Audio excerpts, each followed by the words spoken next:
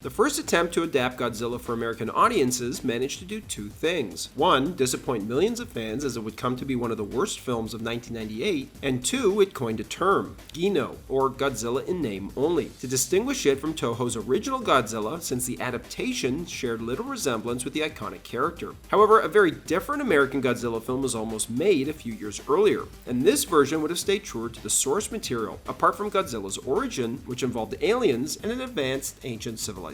So let's dive in and find out what could have been Godzilla 94. When Japanese production company Toho Studios finally agreed to allow a Hollywood studio to adapt Godzilla for American audiences, they sent a 75-plus page list of do's and don'ts for TriStar to follow, as they were incredibly protective of the character they had created. Terry Rossio and Ted Elliott would be hired to write the script, and while they've come to be known as one of the most successful screenwriting duos in Hollywood, having written The Mask of Zorro, Shrek, and the first 4 Pirates movies, at the time they had only written Little Monsters, which bankrupted the studio who produced it, and a rewrite of Disney's Aladdin. However, neither were particularly enthusiastic about writing Godzilla, a sentiment shared by almost every writer and director approached by TriStar, as everyone at the time seemed unable to shake the image of a guy in a rubber suit, feeling Godzilla was too campy and cheesy. However, Toho's extensive list of conditions, particularly the mandate that Godzilla must not be portrayed humorously, helped the writers find the tone of their story. After Rossio and Elliott finished their script, the hunt for a director began. Jan de Bont, who had started his career as a cinematographer, lensing hit films like Die Hard, The Hunt for Red October, and Basic Instinct, was eager to transition into a director, and desperately wanted the Godzilla gig, as he was a huge fan since he was a kid. However, he'd be turned down, as TriStar wanted an A-list director. They'd approached Tim Burton, who was not only a Godzilla fan, but even featured the monster in his film, Pee-wee's Big Adventure. However, as they entered talks with Burton, there were concerns that he might intentionally make the film campy, and even have a guy in a rubber suit. So they began looking elsewhere to find someone who would take the material more seriously. One director they repeatedly approached was Roland Emmerich, but he kept turning them down as he just wasn't a fan, saying, Godzilla films were like the weekend matinees you saw as a kid. You'd go with your friends and just laugh. And while he tried to figure out how he'd approach the film, he could only see it as a farce, so he passed. As TriStar struggled to find a director, Jan de Bont's Speed came out and proved to be an enormous hit, rocketing de Bont to the top of the A-list as he became the hot director in town, with every studio calling him with offers. TriStar was one of those studios and asked if he was interested in reading the Godzilla script, to which he replied, yeah, I've been interested in reading the script for 2 years. After finally reading it, de Bont would sign on, as he loved the script and felt it was incredibly exciting and imaginative, while being respectful to the original films. So what would the film have been about? The writers wanted to make it an obsessive revenge story like Moby Dick, and have a protagonist similar to Ripley from Aliens. The film would have opened as Dr. Keith Llewellyn, a government scientist, is flown to Alaska, where the military has launched a top-secret investigation into a giant fissure that has opened in the ground and is leaking an eerie red-black fluid. Once in the underground cavern, Dr. Llewellyn finds a gigantic, perfectly preserved creature frozen in ice, which comes alive and breaks free, killing everyone in the cavern and destroying the entire military camp before heading out into the ocean. This is Godzilla. Jill, the wife of the now deceased Dr. Llewellyn, vows revenge and becomes the director of a top-secret military effort to find Godzilla and hunt him down. However, much to her chagrin, she ends up being paired with Aaron Vaught, a crackpot whose theories about dragons and dinosaurs have made him a best-selling author and so-called expert in his field. During her investigation, Jill discovers that Godzilla is a remnant of an ancient but incredibly advanced civilization, and that humans aren't alone in the universe. There's an alien race that has been colonizing planets by sending out probes that create a gigantic apocalyptic creature made out of the DNA of the creatures native to the planet. By the time the alien colonists arrive, the giant creature has already subjugated the planet for them. To combat this, Earth's long-lost ancient civilization created Godzilla out of dinosaur DNA before placing him in suspended animation to awaken when the alien probe arrives. Jill also determines that the red-black fluid that encased Godzilla was a tranquilizer that kept the monster in hibernation, and it leaking is what caused him to wake up. So she concocts a plan to stop him by spraying the surface of the San Francisco Bay with it. As Godzilla swims into the bay, he succumbs to the sedative effect, eventually coming ashore only to collapse on the Golden Gate Bridge. From here, the military transports Godzilla Godzilla to a hangar in Massachusetts, where Jill's daughter, Tina, protests her mom's plans to kill Godzilla, arguing that he isn't evil. Jill refuses to listen and sends Tina to Manhattan to stay with her aunt. Meanwhile, in Kentucky, a huge fireball cuts through the sky before plunging into Lake Apopka. This is an alien probe, which enters a cave at the bottom of the lake, where it combines the genetics of several local creatures to create the Gryphon, a giant monster with the body of a cougar, wings of a bat, and the tongue of a snake. Vought goes to investigate and discovers the Gryphon, which wakes up and begins terrorizing America as it makes its way to the East Coast. Back in Massachusetts, Godzilla senses the presence of the Gryphon and awakens from a slumber. He destroys the hangar before he begins making his way towards New York City to confront the Gryphon. Jill races after him to save her daughter, as the people of Manhattan are ordered to evacuate. Once Godzilla finally arrives, he locks horns with the Gryphon in a massive battle throughout the city. However, Godzilla struggles to defeat the Gryphon, as he's unable to use his atomic breath, which is suppressed by a restraining device that was implanted in the monster's neck by the military. After Jill is able to find Tina, she realizes Godzilla is Earth's only hope to stop the Gryphon, so she and Vought help the military remove the device from Godzilla's neck. Once they're able to pry it off, Godzilla finally uses his atomic breath against the Gryphon, injuring it before finally killing it. Jets then move in to kill Godzilla, who is badly wounded and vulnerable, but Jill convinces the military to call off the strike, having finally forgiven the monster for the death of her husband. From the shore, Jill, Tina, and Vought watch as Godzilla disappears into the ocean. So who would have played Jill and Vought? According to screenwriter Terry Rossio, director Jan de Bont wanted Helen Hunt and Bill Paxton, who would end up starring together in the film de Bont would end up making instead of Godzilla, Twister. But what would Godzilla have looked like? And this being 1994, how good or bad would the visual effects have been? While CGI was still somewhat in its infancy around this time, it had just taken a massive leap forward with both Terminator 2 and Jurassic Park. And while the effects in Jurassic Park still hold up today, a lot of that is due to the fact that it used a combination of both CGI and practical animatronic puppetry. De Bont understood this, and thus turned to the same team behind Jurassic Park to design Godzilla and build the animatronics, Stan Winston Studios. When it came to designing Godzilla, the Stan Winston team had the attitude that if it ain't broke, don't fix it. They wanted Godzilla to look like Godzilla, and not some stupid lizard, as they felt that since he was such an iconic silhouette, it would be dumb to change that. Their goal was to just bring him to life by adding some realistic elements from lizards and Komodo dragons so that he didn't look like a guy in a phony rubber suit. They also designed the Gryphon, which was an amalgamation of different animals, but felt it had to feel like a single species and not necessarily a Frankenstein monster. However, when it came to mixing CGI and animatronics, there was one glaring difference between Jurassic Park and Godzilla, and that was size. While a T-Rex is huge, it's tiny next to Godzilla, which basically meant building a full-scale animatronic model of Godzilla like Stan Winston did with the T-Rex was out of the question. Instead, Stan Winston planned to build full-scale models of body parts like the head and claws for close-ups, since those types of shots wouldn't look realistic with the early 90s CGI. However, this meant there would be considerably more reliance on CGI than Jurassic Park. In fact, it would have been an absolutely unprecedented amount of visual effects shots for its time. To put it in perspective, Jurassic Park featured a total of approximately 15 minutes of on-screen dinosaurs, of which 9 minutes featured Stan Winston's animatronic dinosaurs and 6 minutes featured ILM CGI dinosaurs. By contrast, barely a year later, de Bont intended to have CGI Godzilla and the other creatures featured on screen for most of the film. Not only that, but de Bont wanted to create photorealistic virtual sets for the monsters to interact with. And while computer-generated environments are now commonplace in contemporary blockbusters, at the time it was almost unheard of. And when they were used, the results stood out like a sore thumb, like this shot of the exterior of Wayne Enterprises from Batman Forever. To accomplish all this, de Bont turned to ILM, fresh off of Jurassic Park, but they were busy with other films and had to pass, saying that the film demanded more computer graphics than a single company could handle. Instead, de Bont turned to Digital Domain, founded by James Cameron, Stan Winston, and Scott Ross, the former SVP of LucasArts. But even they couldn't handle all of the effect shots required, so they figured out a way to do part of it and supervise the work of 2 other smaller visual effects shops to do the rest. De Bont also wanted to use an actor to play Godzilla via motion capture, as he felt it would imbue the monster's movements and expressions with greater realism compared to solely animating them on a computer. Plus, it would be a nostalgic nod to the traditional Japanese portrayal of Godzilla as a person in a suit. Director Ang Lee would take the same approach years later, famously performing the motion capture himself for his 2003 Hulk film. De Bont truly was ahead of his time, but his ambitious plans meant that the budget was going to be considerably more than TriStar was willing to spend. Godzilla was estimated to cost between $140 to $180 million to make, while TriStar refused to spend any more than $100 million. And while de Bont tried to revise the script to make it work, TriStar pushed for de Bont to cut out the Gryphon completely in order to get the budget down, which de Bont balked at. Even more absurd though is that TriStar began pushing for Godzilla to have a Robin-esque monster sidekick, so that TriStar could make spin-off films with him, as they didn't have the sequel rights to Godzilla himself. According to Bont, however, the studio was also worried about his take on the character, which they felt was too similar to the Japanese Godzilla, as they were extremely worried that American audiences wouldn't go for it. With Jurassic Park still fresh in everyone's minds, the studio wanted Godzilla to be more like the T-Rex, which Bont thought was akin to changing King Kong into something else. And when he refused to change his vision, he was sent packing in favor of someone who would Americanize Godzilla and make the film for less money. And that person was Roland Emmerich, who, now fresh off of Independence Day, was again approached to direct Godzilla. And the reason TriStar kept going back to him was because he had developed a reputation for producing big blockbuster movies that made huge profits on relatively modest budgets. After Emmerich read the Elliot Rossio script, he realized that Godzilla could be made with a serious tone, as he would call it a very well-written script with some really cool things in it, but something he didn't want to make, as he just wasn't a fan of the two creatures going at it for the entirety of the third act. Instead, Emmerich would start from scratch, saying, "I didn't want to make the original Godzilla. I wanted nothing to do with it. I wanted to make my own." And that right there explains everything wrong with his adaptation, and the reason why his version is referred to as Gino, or Godzilla in name only. Unfortunately for Bont, while Emmerich's budget was initially less than what he was going to make the film for, it ended up costing more. Bont considers his version a missed opportunity, because not only did he feel that the script was really good, but it was all in service of Godzilla. Thanks for watching, everybody, and don't forget to like and subscribe to Bullets and Blockbusters for more great content.